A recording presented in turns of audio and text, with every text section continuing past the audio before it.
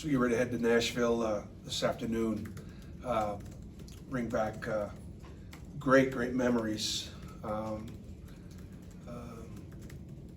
Probably as good a weekend as we had all year last year, because it did end in winning a championship.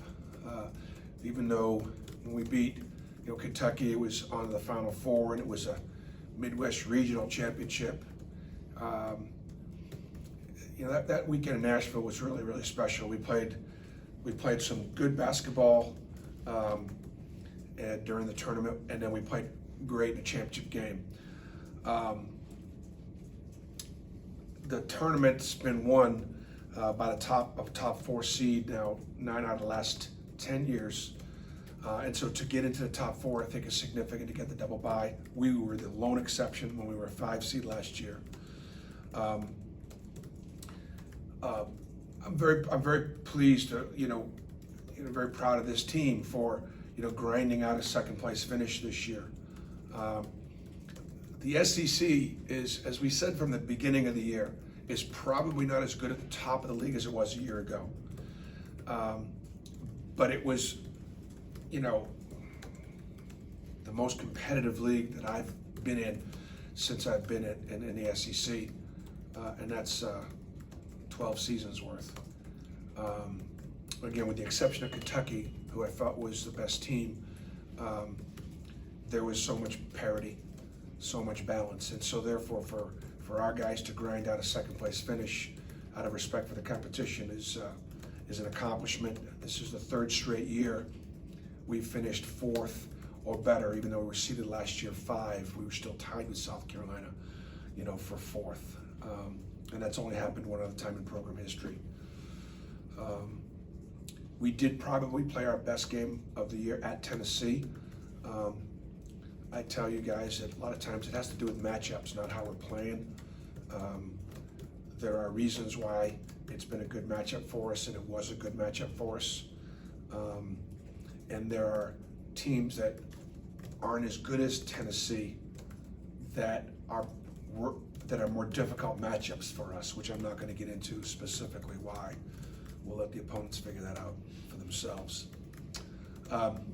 Very proud of Samir Dowdy for being the first player since '99, and following the footsteps of Chris Porter and Doc Robinson as a first-team All-Conference player. It's almost, that's one, as we go through these different stats, that's almost really hard to believe that we haven't had a first-teamer, that I've not had a first-teamer. So congratulations to Samir again. I think it speaks to player development. I think it speaks to a player that's been in college for 5 years. The value of a true transfer and a true redshirt year in the development. Samir will leave with a degree. He'll leave with championships. He'll leave as a first-team All-Conference player. Not really conceivably possible 4 or 5 years ago, but because of the work ethic, both with the work he put into VCU, the work he puts in with his AAU coach, Sir Charles, and the work that he has put in with my staff, he's developed himself into a terrific player, and in many ways a fan favorite. Samir's always one of the last guys to leave when it comes to signing autographs and having fellowship with our fan base. Isaac is just the 5th player in SEC history to be in the All-Conference team, the All-Defensive team, and the All-Freshman team. Just the 5th player in conference history. That tells you something about why the people at the next level are so excited about him. He impacts winning more than any player I've had in a long time. I compared him to Stan Gerard, who's the head coach at Indianapolis, who was a 2-time Division II National Player of the Year for me.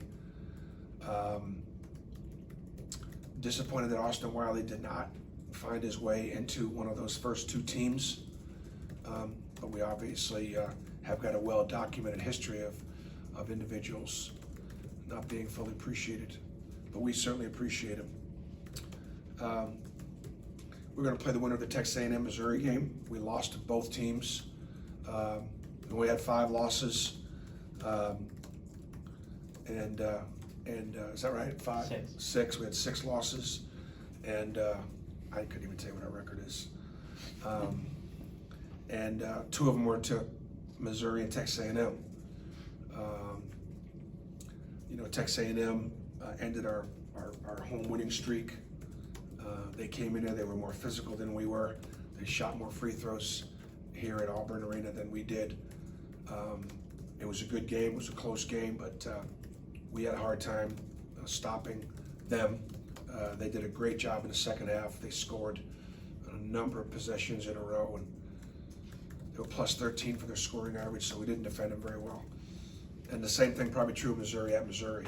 We were 22-2 at the time. We went to Missouri, ranked 11th in the country, and we were exhausted. We had just coming off of, I think, 2 or 3 straight overtime wins. We did not overlook Missouri at all. It was our first game without Isaac Okoro. They had a couple guys that were out also.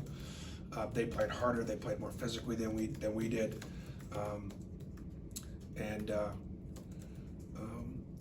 And so, we were 1 for 17 from 3. We missed 16 free throws. We got outplayed in both the games. So whether it's a tough matchup or not, that'll be, to be determined. But obviously, playing Texas A&M and Missouri did not bring out the best in us. We took Sunday off, as we typically would do. We had 2 good hard practices, Monday and Tuesday. Tuesday being a contact practice. Today we got a good lift, and I'm not going to do hardly anything with them at all today. We'll shoot. We'll do a walkthrough, but we're not going to be on our feet very much. We'll travel today. We'll watch a lot of film, and we'll get back to practicing on tomorrow. We practice at the arena in the morning, and then we'll practice at Vanderbilt later in the morning. The team will be doing some community service tomorrow. Thursday afternoon in Nashville. We'll be spending about an hour and a half working in a facility where people are going to be able to, come in and get supplies and things like that, and we'll get some work. We'll get some work done and let our kids pitch in a little bit because of obviously the devastation that's taken place in Nashville. We don't play Thursday, and I thought that rather than just taking that day off completely, that we'd see if we could do some good. So that's kind of what our schedule is. You said it was your best game at Tennessee, but you also said matchups had a part in that. Can you repeat that performance going forward, do you think? Well, let's see how many games we played. 31. We played 31 games, and just so happens that in our 31st game we had our best overall game. Can we do it in our 32nd game? I don't know. I don't know that. Yeah, sure. It's great to have. It was great to go on the road in front of 20-something thousand people and never let the home team get the lead. I think. Correct. And to do it offense on both ends of the floor, and obviously a game that, I think an awful lot of Rick Brown. He's got a very, he's one of my favorite coaches in the country, and I kind of looked at that saying, if they had just beaten Florida, they had just beaten Kentucky at Kentucky, another big win, and they're probably a win away from going to the NCAA tournament again in Nashville. Now they probably got to win 2, maybe 3, I don't know. So, I was disappointed for my friend that it made it more difficult on them to get back there.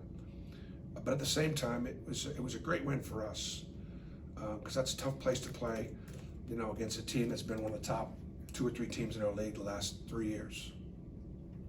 Bruce, is this one of those years a lot of different teams could get to the finals up in Nashville? Yeah, I think it's as open a kind of tournament as we've seen. They're just, we're one of the things that we're doing today is we're going to do a little video play call review, and so we went back and we looked at lots of our actions throughout the year. And you just sit back there and you forget about beating Arkansas to being down 11, or you forget about beating Ole Miss and Ole Miss being down 19, or you just don't remember how fortunate we were to beat LSU at home. and you go back and you look at it. I mean, as we said from the beginning of the season, the teams with the best records better watch out for the teams with the worst records because they're capable of beating them, and that played out. So I think it could play out again, and you know, I don't know what's going to happen come Selection Sunday.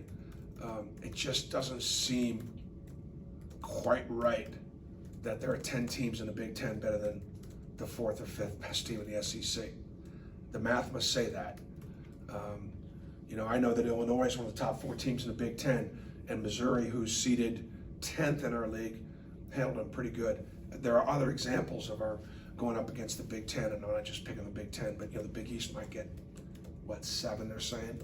And they've had a great year. The Pac-12, who knows what's going to happen there, but you know, they look like there's some strong teams in the Pac-12, but 6 or 7, and I'm just, you know, I'm looking at Mississippi State seeded 4th in our league, and they're not in yet. So that said, everyone's engaged because these games all matter.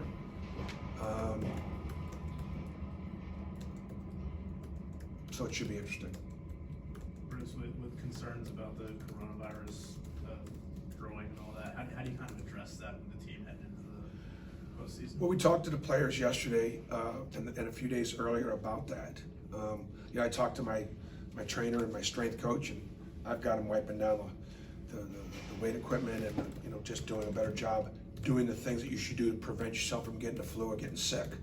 I don't know about you, but I've amped up my vitamins.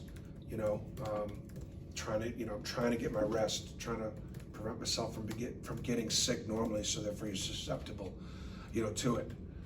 I guess I'm getting closer to the age where I turn 60 in a few days, and I guess that kind of qualifies me as more of a candidate.